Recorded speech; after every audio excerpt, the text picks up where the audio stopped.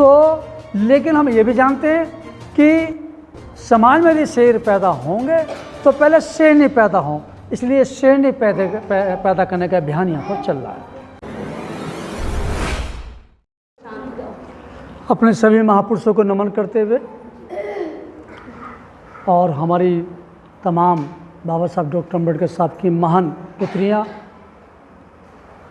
हमारे समाज के जागरूक विद्वान भाई मनोज कुमार अंतानी साहब, बच्चू सिंह जी, चंद्रभान जी, सभी को जय भीम, नमो बुद्धाय।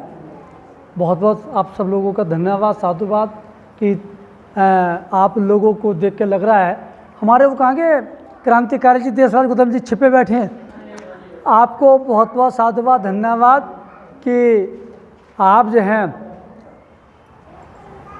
राजनीतिक लीडर के साथ साथ भी सामाजिक कार्य में आपका बहुत इंटरेस्ट है और मैं देख रहा हूँ बढ़ चढ़ के आप काफ़ी सहयोग करते हैं। तो मेरी तरफ से तमाम महिलाओं की तरफ से आपको और आपके परिवार के लिए बहुत बहुत साधुवाद। तो आप सब महिलाओं को देख के लग रहा है कि जिस तरीके से आप गर्मी में भी अपने एसी, कूलर, पंखों को छोड़ करके आप लगी हुई हैं, तो ये संकेत लग रहा है कि क्रांति बदलाव तो आके रहेगा। अब रहा सवाल है कि माता रमाबाई जी के बारे में बहुत डिटेल से जानकारी मिली, लेकिन एक दो कोटेशन है कि माता ही होती है बच्चों के भविष्य की निर्माता, यानी कि माताओं के हाथों में ही होता है कि बच्चों का भविष्य क्या होना चाहिए, कैसा है। तो इसके लिए मैं आपको पहले एक कहानी सुना दूं। आपको यकीन तो आएगा नहीं, यकीन इसलिए नहीं आएगा क्योंकि इस देश के अंदर हमें जो अब तक पढ़ाया गया है, सिखाया गया है, तो जब पढ़ाया गया वो पढ़े लिखे लोगों के साथ साथ अनपढ़ जो लोग हैं, खासकर हमारी बहनें, उनको ज़्यादा समझ में आ गया। पंडितों ने बताया पढ़े लिखे लोगों को भी, उन्हें समझ में खैर बेचारों को आया नहीं आया, लेकिन जो अनपढ़ हैं खासकर महिलाएं, उनको ज़्यादा समझ में आ गया क्या कि किस्मत में जो है वो तो होके रहेगा। लेकिन ऐसा नहीं है। वो क्या कह रहे, किस्मत में जो है वो होके रहेगा। और भैया यदि उनकी बात मान भी लें कि किस्मत में जो है वो होके रहेगा, तो आपके घर में चोरी हो जाए, डांका डल जाए, फिर दिक्कत क्या? आपके साथ जो मार पिटाई, लूट खसोट जो हो रही है, फिर दिक्कत क्या? या माफ़ करना, कोई आदमी बेचारा वो कौन सा आता पत्नियों का त्यौहार, करवा चौथ, करवा चौथ के दिन यदि कोई मर जाए पति, फिर दिक्कत क्या है? और आप यकीन नहीं होगा, हमारे वो पूछ लेना, मैं झूठ नहीं बोल रहा हूँ, शकुन बोझ जी है ना, पुनः बोझ जी, उनके ससुर साहब मतलब उनकी सास के जो पति उस दिन एक्सपायर हुए, करवा चौथ वाले दिन। और उनकी सास ने मतलब सुबह से व्रत रखा हुआ। मेरा कहने का तात्पर्य ये कि ज़रा सोचो, और जो आदमी एक्सीडेंट में मर जाए, आग से मर जाए, मर्डर से मर जाए, तो जब किस्मत में लिखा ही है भैया, भगवान ने तो किस्मत में लिख दिया। जबकि ट्रक का आविष्कार बहुत बाद में हुआ, रामकृष्ण तो बहुत पहले से है, रामकृष्ण, भोले, गणेश वगैरह वगैरह तो बहुत पहले से है, लेकिन किस्मत में लिख दिया कि भैया तुम्हारा बेटा, तुम्हारा पति, तुम्हारा भाई वो ट्रक से मरेगा, ट्रेन से कट के मरेगा, हवाई जहाज से मरेगा, बस के नीचे आके मरेगा, स्कूटर बाइक से मरेगा। तो कहने का तात्पर्य ये, किस्मत में जो लिख दिया वो होके रहेगा, ऐसा नहीं है। मैं इस बात को फिर बता रहा हूँ कि माता के हाथों में ही होता है बच्चों के भविष्य, और माँ की ममता की नहीं होती कोई क्षमता। और बाबा साहब और माता रमाबाई हमारी ये दोनों ही ऐसी माँ रहे हैं। तो कुल मिलाकर के आप ज़रा सोचो कि ये आपने यदि एक पेड़ लगाया अमरूद का और एक लगाया पपीते का, तो जो अमरूद का पेड़ आपने लगाया और आप सारे भगवानों की जो है पूजा अर्चना करो, व्रत रखो, हरिद्वार गंगा नहा के आओ, सुबह नंगे पैर जा कर के जो है जल चढ़ा के आओ, व्रत रखो, दान दो, तो जो अमरूद के पेड़ पे भिंडी, करेला, मूली आ जाएगी। क्या बोया? जो बोया वही मिलेगा। तो हो गया ना किस्मत आपके हाथों में, आप क्या कर रहे हो, क्या बो रहे हो, जो बो रहे हो वही काटोगे। एक माँ थी और उसका एक बच्चा 8 साल का, वो स्कूल में पढ़ने जाता था, लेकिन उसे चोरी का शौक लग गया और वो स्कूल से कभी पेन लिया है, कभी कॉपी लिया है, कभी किसी का खाना लिया है और कभी कभी किसी के बैग में स्कूल की फीस होती थी कभी वो लिया है। लेकिन माँ ने कभी चांटा नहीं मारा, माँ ने कभी उसको धमकाया नहीं, और वो लाता रहा और वो रखता रहा। ऐसी होते होते क्या हुआ कि चोरी से करते करते डाकू बन गया, और डाकू भी इतना बड़ा बना, ना जाने कितनी हत्याएं करी, कितने डाके डाले। सरकार उससे परेशान, उस पर इनाम रख दिया और एक दिन पकड़ा गया। जब पकड़ा गया तो फिर उसको फांसी सज़ा बोली गई। जब फांसी सज़ा बोली गई तो जिसको फांसी दी जाती है सरकार उससे पूछते भी तेरी आखिरी इच्छा क्या है। तो उस डाकू से जब पूछा कि भी तेरी आखिरी इच्छा क्या है, तो उस डाकू ने कहा कि बस मुझे मेरी माँ से मिलवा दो। माँ को पास खबर पहुँची तेरे बेटे को कल फांसी होगी और उसकी इच्छा है तेरे से मिलना। तो माँ को बुलाया गया और आपने देखा होगा कि वो बेटा था हवालात में, तो बेटा अंदर और माँ बाहर, तो ग्रिल होते ग्रिल। तो उस डाकू ने अपनी माँ को बुलाया कि माँ करीब आ मेरे। माँ और करीब आई। उसने डाकू ने कहा और करीब आ। तो जैसे भी और करीब आए तो वो इसलिए खुश हो रही थी कि मेरे कान में बताएगा कि मैंने जो खजाना लूटा हुआ वो कहाँ का छिपा कर रखा हुआ। वो जैसे और करीब आई तो ग्रिल में आ गई उसकी नाक। उसने हाथ निकाले और माँ के बाल पकड़े और नाक को चबा गया, खून हमखान कर दिया। उसने मारा चांटा, माँ ने मारा डाकू को चांटा। जैसे ही चांटा लगा तो डाकू ने रोते हुए कहा कि काश तो मेरा चांटा तब मारती जब मैंने पहली चोरी करी थी, तो मुझे आज फांसी ना होती, ना मैं तुम्हारा डाकू आज होता। तो माँ के हाथों में सब कुछ होता है, ये आप नोट कर लो। और पिता को होश नहीं होता, ये सुन लेना, बाप को होश नहीं होता कि तुम्हारी संतान किस रास्ते पे चल रही है, लेकिन माँ को सब पता होता है कि तेरी कौन सी संतान किस रास्ते पे चल रही है।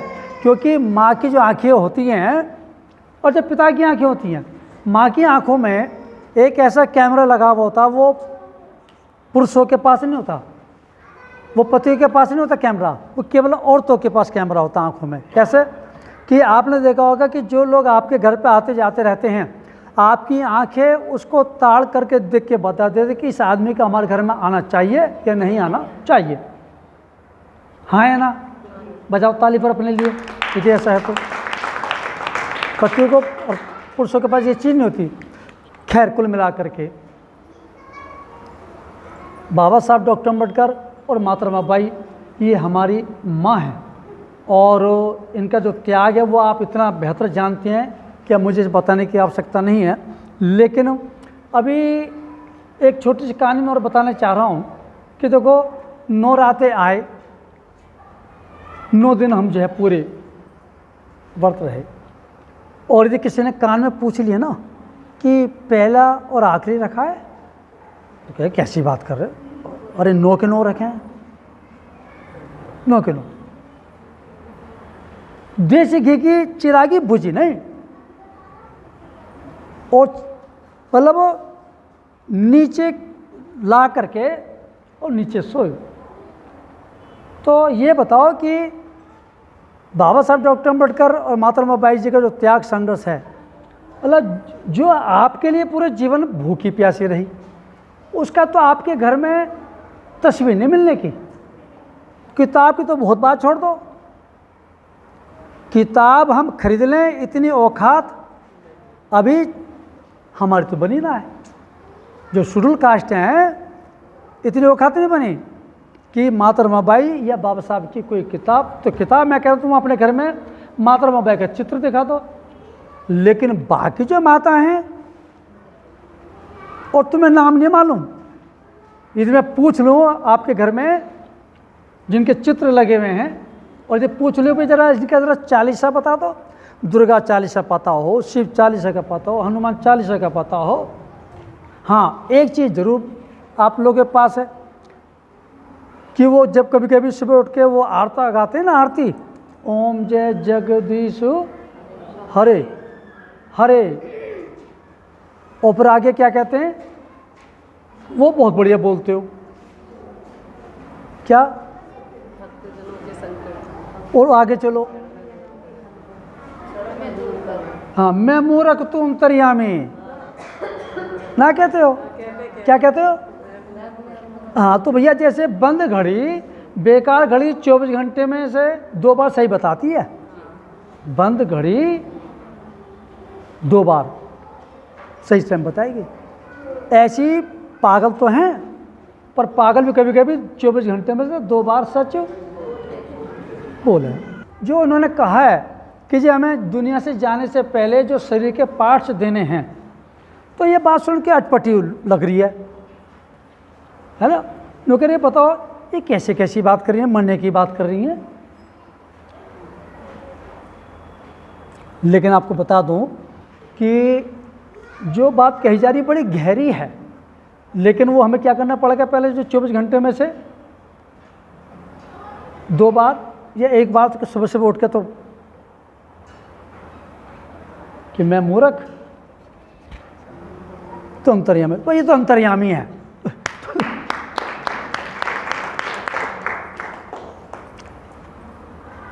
लेकिन आपको बताऊं कि पूरी दुनिया में जिसने भी जन्म दिया है, वो चाहे महिला हो और चाहे जानवर हो, चाहे कीट पतंग हो, चाहे पक्षी हो, जन्म किसने दिया है? माँ ने ही जन्म दिया है। और जब आप दुनिया से चली जाओगी तो ये नोट कर लेना, जो ये अभियान जो चल रहा है माता रमाबाई जी के सम्मान में, याद में, देहदान का, तो आप ये देख लो कि जब तक कोई जिंदगी है, माँ, महिला, जानवर, पक्षी, कीट पतंग, तो जन्म दे सकते हैं, कोई दिक्कत नहीं। मरने के बाद कोई जन्म दे सकती है? नहीं। लेकिन ये आपने ये काम कर दिया कि आप जब दुनिया से जाओगे और अपने महत्वपूर्ण पार्ट्स जो आप डॉक्टर को जो डोनेट करोगे, दान करोगी, तो ये पहली बार होगा कि वो महिला तो नहीं रहेंगी, लेकिन मरते हुए लोगों को दोबारा से नया जीवन दान मिलेगा। ये बहुत बड़ी बात होगी, ऐसा नहीं होगा। दूसरी बात क्या, जो बहुत बड़ी क्रांति वाली बात है, जब तक भीम ज्ञान चर्चा की या बाबा साहब डॉक्टर अम्बेडकर की महान पुत्रियां, बेटियां जब तक जिंदा हैं, नमक हराम ने, ये भी सुन लेना, नमक हरामों ने आज तक कोई इतिहास नहीं रचा। नमक हरामों के लिए कोई आदमी आज तक जो नमन नहीं हुआ। अभी एक बात बता रहे थे ममता राक्षस जी कि दुनिया में आज तक केवल उसी की जय जयकार हुई है कि जिसने दिया है। आप दुनिया में एक भी ऐसा आदमी नहीं बता सकते, एक भी महिला से नहीं बता सकते किसने लिया है और इसने लिया है इसलिए इसकी जय जयकार हो रही है। इसलिए देने वाले लोगों की जय जयकार होती है, इतिहास लिखा जाता है, मूर्ति स्टैचू लगती है और बर्थडे मनाए जाते हैं, नमन किया जाता है। लेने वाले का आज तक नहीं होगा।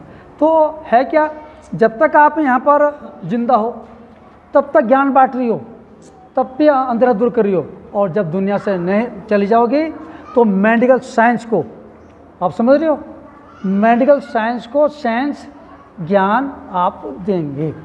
ये भी अपना में बड़ी बात है। अब वो आपसे मांगा क्या जा रहा है, जो बिल्कुल सबसे डेड, सबसे एक तरह से दुर्गति, क्या कहो कि बस मिट्टी कह देते हैं लोग बात। आपने ये काम कर दिया तो आप इतनी महान हो जाओगी कि उसकी कल्पना कर नहीं सकते। कैसे? अब जरा एक बात देखो, थोड़ा सा सोचना पड़ेगा आपको। इस देश में जितने भी अब तक महान कहलाए जा रहे हैं पूरे वर्ल्ड में, संसार में, एक नहीं, आप यदि मैं विदेश की बात करूं तो चाहे लेनिन हो, कार्ल मार्क्स हो, इब्राहिम लिंकन हो, ठीक, और पता नहीं कितने नाम गिनवा सकता हूं। उसके अलावा भारत की बात करें, गांधी, सुभाष चंद्र बोस। भाई बच्चे और को तुम चले जाओ।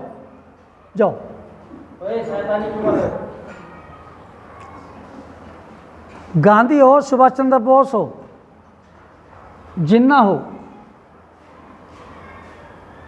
और ना जाने कितने ऐसे मैं नाम गिनवा सकता हूँ। इन्होंने ये पूरे संसार में महान बने हुए हैं। जबकि इनका इतिहास क्या है?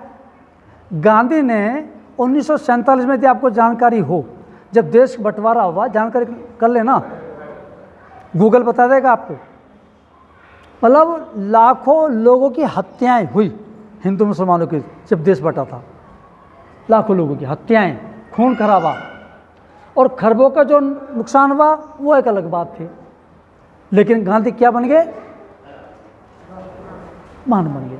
और आपको बता दूं कि इसी गांधी को, ये गांधी 30 जनवरी 1948 में गोली से मर्डर तो हुआ, लेकिन यदि आपके मसीहा बाबा साहब डॉक्टर अम्बेडकर 24 सितंबर 1932 को यदि गांधी के प्राण ना बख्शते तो गांधी 1932 में मर गया होता। ये सुन लेना आप, ये पूरे संसार को तुम्हारे पल्ले पड़े ना पड़े भैया, माफ़ करना, ताली नहीं, पता लगा लेना। गांधी यदि 12-13 साल यदि जिंदा रहा तो केवल बाबा साहब डॉक्टर अम्बेडकर की बदौलत। क्यों? कि गांधी भूख हड़ताल में बैठ गया था 1932 में, और कारण क्या था? कारण ये कि बाबा साहब डॉक्टर अम्बेडकर आपके लिए इस देश में दलित, शोषित, पीड़ित महिलाओं के लिए जो आरक्षण, जो हक अधिकार इंग्लैंड से लेके आए थे, तो गांधी ने कहा कि मैं ऐसी आज़ादी पर लात मारता हूँ, ठोकर मारता हूँ कि जिससे इस देश के अंदर दलित, शोषित, पीड़ित इन गुंडों का, बदमाशों का अधिकार मिले। ये गांधी कहता था, गुंडे बदमाशों को। और भूख हड़ताल पे बैठ गया, सरकार ने पकड़ के जेल में डाल दिया पुणे में, वहाँ भूख हड़ताल होती रही। और गांधी की पत्नी कस्तूरबा बाई गांधी रोते बिलखते हुए आपके मसीहा बाबा साहब डॉक्टर अम्बेडकर के चरणों में, पैरों में गिर के और प्राणों की भीख मांगी, तब जाके बाबा साहब डॉक्टर अम्बेडकर ने रहम खाई, तो गांधी जिंदा था। लेकिन लाखों लोगों को मरवा दिया। और 1923 में गांधी ने कहा कि करो या मरो, यानी कि तुम करो या मरो का मतलब है कि मारो और मरो, देश आज़ाद चाहिए तो मरो मारो, यानी खून खराबे की बात करी। सुभाष चंद्र बोस ने भी 1943 में कहा कि तुम मुझे खून दो, मैं तुम्हें आज़ादी दूंगा, पहले खून खराबा की बात करी। और अशोक सम्राट भी, जो आज पूरे वर्ल्ड में, पूरे संसार में महान अशोक सम्राट हैं, ये भी बुद्ध की शरण में आने से पहले लाखों लोग ये भी मरवा चुके थे। और बात करूं महाभारत की, आपके हिंदू कृष्ण भगवान की, तो कृष्ण ने भी क्या करा, महाभारत में देख लो, 1.25 अरब, ये मेरी अपनी बात नहीं है, गीता पढ़ लेना, पढ़वा लेना, मतलब 2 पांडव और कौरव की लड़ाई, राजपाट के लिए लड़ाई, 1.25 अरब लोगों की हत्याएं हुई। ये गीता में लिखा, मेरे अब मैंने लिखी। लाखों लोग, 1.25 अरब लोग मरवा दिए और महान बने हुआ। ऐसी राम देख लो, रामायण को देख लो, अरे तेरी पत्नी सीता को लेके रावण भाग गया था, भाग गया, तो तू जाके बात करो उससे, तू जाकर उससे लड़। लेकिन हनुमान को भेजा लंका में, किस टाइम रात को पहुंचा, 2 बजे, 2 बजे पहुंचा, श्रीलंका के लोग सो रहे थे, आग लगा दी एक सीता के चक्कर में। सोते हुए लोग जिनके मकानों में आग लगी, और महिलाएं भाग नहीं सकी, जल के मर गई, विकलांग अंधे भाग नहीं सके, जल के मर गए। इतनी बड़ी तबाही और महान बने हुए। लेकिन हमारे बाबा साहब डॉक्टर अम्बेडकर, महात्मा बाई जी ने क्या किया, इन्हें भी छोड़ो। एक और बात बता दूं आपको, मेरे से अब से कोई 25 साल 30 साल पहले मेरे घर पर कुछ ब्राह्मण आरएसएस के हिंदू लोग आने लगे, और आने लगे तो उनकी उम्र थी 70-75 साल, रिटायर्ड थे वो, और आकर के एक ही बात कहें बार बार कि जी भाई रमेश गौतम जी, आपके मन में जो है हिंदू धर्म के प्रति बड़ी घृणा है, बड़ी ईर्ष्या है, आप इनको मानते क्यों नहीं हो? तो मैं उनसे कभी कभी एक सवाल करता था, और वो इतने बड़े बेशरम फिर आके बैठ जाएं 2 महीने में, 3 महीने में। लेकिन मैंने उनसे लास्ट में एक सवाल किया, और वो सवाल आपसे भी कर रहा हूँ, उसको देख करके आपको पता लग जाएगा। मैंने उनसे पूछा कि भाई मुझे एक बात बताओ, जो तुम्हारे देवी देवता हैं वो कितने करोड़ हैं जी, बताओ? पीछे वाले बताओ जो आज पहली बार आई हैं, जो आज पहली बार आई हैं वो बताएं। किससे पूछो, आप बताओगे बहन जी कितने हैं? अच्छा घर में कितने लगे हुए ये बता दो, घर में कितने लगे हुए? बाबा साहब की तस्वीर लगाई है। अब छोटे से लेके आए बाबा साहब लाइव कहा से पचोटे से। चलो चलो, हाँ आप बताओ जी, आप बताओ कितने? नहीं नहीं नहीं नहीं नहीं, लेके आए दोनों की। जी जी बड़े बड़े बड़े, रुको रुको रुको रुको रुको, तो लेके आए बच्चों। कोई बात नहीं, जब पूछो पूछो। 33 करोड़ सुनते हैं, आप ये देख लो कि जी इनके घर जाके पूछ लो कितने देवी देवता लगा रखे भी नहीं पता। चलो खैर 33 करोड़ देवी देवता की तस्वीर मतलब हैं इस देश के अंदर। तो मैंने उनसे एक सवाल पूछा और आपसे भी सवाल कर रहा हूँ। अब ज़रा सोचना, यदि थोड़ा सा भी बुद्धि खर्च करोगी, हालांकि मैं इसलिए कह रहा हूँ आपसे कि जितनी ममता महिलाओं में होती है इतनी पुरुषों में नहीं होती। आपके पैर के नीचे यदि चुईया भी आ जाए तो आपको जो है मतलब चुईया भी नहीं मारने चाहते। चींटी भी मर जाएं तो आपको बड़ा दुख होता है, नहीं ऐसा है नहीं है? तो अब सवाल पैदा होता है, आप ये बताओ कि इस देश के अंदर कितने करोड़ विकलांग बच्चे हैं? गूगल बता देगा आपको। अंधे और पैरों से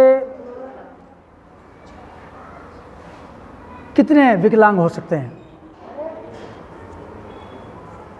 तो बहुत छोटा सवाल है, यहाँ से क्लियर हो जाएगा।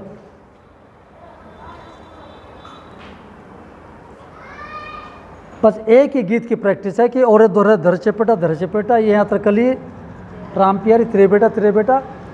एक और बड़े बेशरम पने के गाने हैं, बेशरम पने के गाने मुझे कह रहा मैंने चौपाई से सुनिए कि वो पनघट पे मैं गई और कृष्ण करने आया और बाएं मरोड़ गया है। मतलब कैसे कैसे गाने, किस किस से बाएं मुड़वाती फिर रही भैया, श्रम लिहाज का कुछ पता नहीं।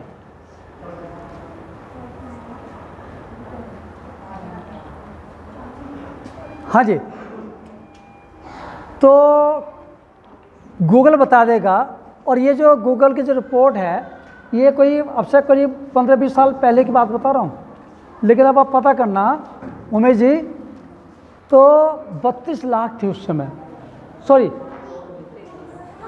33 करोड़ तो ये भगवान है, 32 या 35 लाख विकलांग। और तो तब तक जब पोलियो मतलब यहाँ पर जब खत्म आ चुका था। अच्छा एक काम करना, मानवता यदि देखनी हो तो एक काम करना, किसी विकलांग स्कूल में जाना जहाँ गूंगे हैं बहरे हैं, और कभी कभी पिक्चर में देखने को मिल जाता है कि वो ऐसे खिचड़ रहे हैं कि आपका मन जो है वो बिल्कुल रोने लगेगा। अंधे लंगड़े बहरे, परिवार इन बच्चों को। अच्छा कई बहन तो बेचारी बैठ के सुन तो रही है पर वो देख रहे बच्चों की चौकीदारी से कर रही है बस वो गिनने में लगी है कि बच्चे पूरे के पूरे हैं कोई।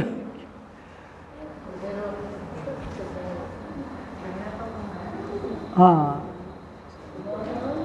भैया 5 मिनट हम अपनी बात करेंगे, फिर तुम अपने जो करना कर लेना, लेकिन तो चुप बैठा था बैठ जाओ जी। तो मैं क्या कह रहा था, मैंने उनसे कहा इतने करोड़ लाख मतलब विकलांग हैं।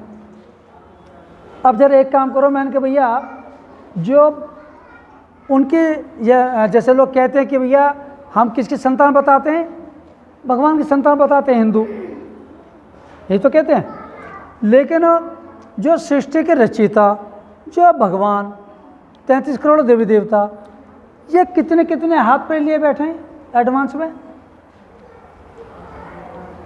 8-10 बताओ, मैं बताऊंगा अपनी भाषा में बताऊंगा, घर में देख लेने जा करके। मेरी भाषा ठीक ना है ना, समझ चाहिए। हाँ जी, कुछ समझ में आ रही ना आ रही? ए लड़की आराम से बैठ जाओ।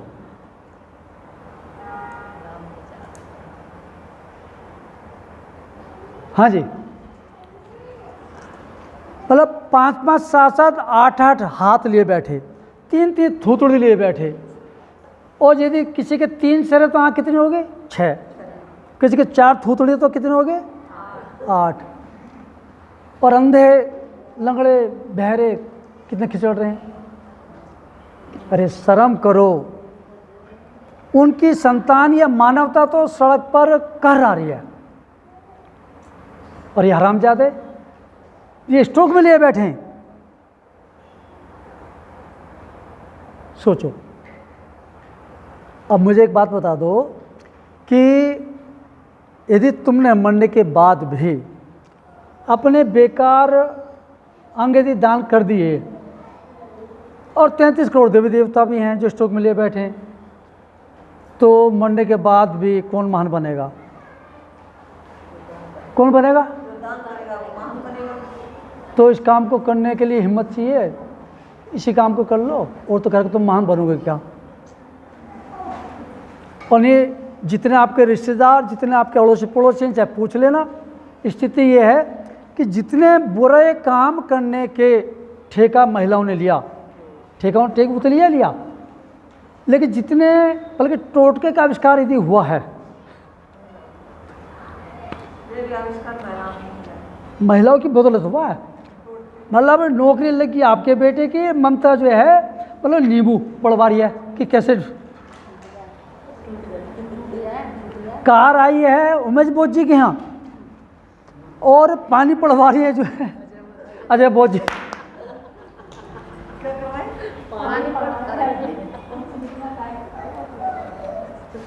ऐसा है नहीं है।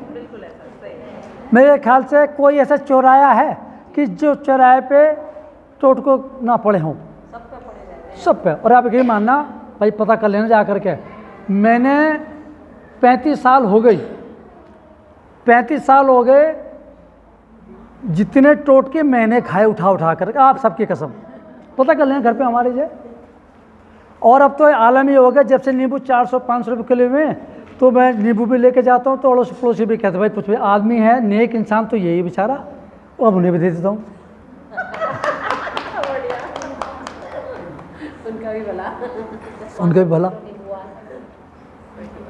तो जरा सोचो, जिस दिन आपने ये महान काम किया और इसमें लग जाओ। आज के बाद मैं आप सबको जानता हूँ, ऐसी ऐसी महिलाएं यहाँ पे बैठी हैं कि बेड से हिलेंगे नहीं, और कह रही है कि मैं पूरे देश को हिला दूंगी, पूरे संसार को हिला दूंगी। ताली बजा रहा, बेड पे हिलेंगे नहीं। लेकिन आपको बता दो कि बाबा साहब डॉक्टर अम्बेडकर का जो सपना जो था, जो चाहते थे, उनका ये था। और उसमें जितना हम लोगों ने पढ़ा समझा, हमारा प्रयास है कि बाबा साहब ने जो अधिकार दिए उससे गीदड़ नहीं से शेर नहीं बनाई है। और ज़रा सुन लेना, पहले जो पढ़ी लिखी महिलाओं को समझ में आ जाएगी। पहले तुम शेर होती थी, समझ लो, बहुत शॉर्ट में बता दिया।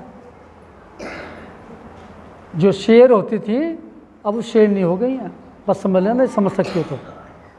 इसे समझने के लिए बहुत बड़ी दिमाग और बुद्धि और एजुकेशन चाहिए, जो मैंने बता दिया हिंट में। बहुत देर बाद समझ में आ सकता है। तो लेकिन हम ये भी जानते हैं कि समाज में यदि शेर पैदा होंगे तो पहले शेर नहीं पैदा हों, इसलिए शेर नहीं पैदा करने का अभियान यहाँ पर चल रहा है। सब्सक्राइब करें आपके अपने चैनल समता आवाज़ टीवी को, बेल आइकन दबाना ना भूलें सबसे पहले हमारी वीडियो देखने के लिए।